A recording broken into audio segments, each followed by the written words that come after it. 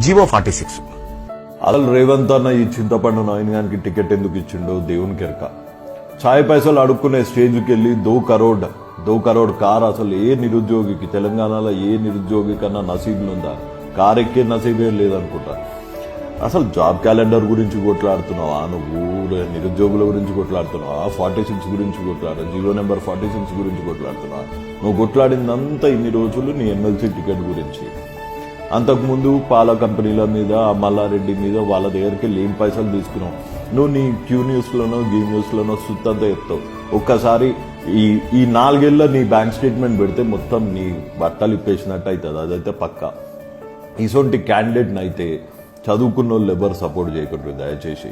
ఒక్కసారి నిరుద్యోగ భృతి మీద కానీ జాబ్ క్యాలెండర్ గురించి కొట్లాడిన యువకులు మన దగ్గర దునియా మంది ఉన్నారు. అసంటి వాళ్ళకి ఓటేసి మీ ఓటు విలువ పెంచుకోండి. జై హింద్.